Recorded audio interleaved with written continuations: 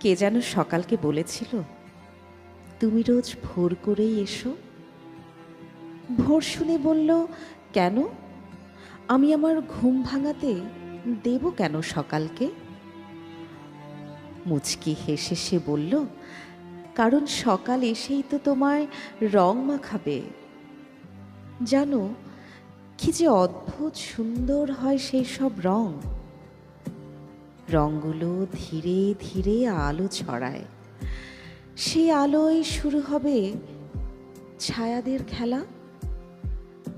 আলো ছায়ার খেলায় জেগে উঠবে পাখিদের দল।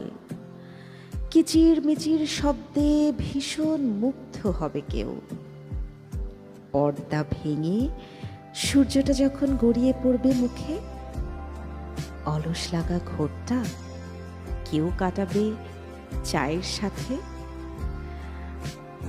সকাল, তুমি রোজ ভোর করেই এসো। পবিত্রতায় শুভ সকাল যেন।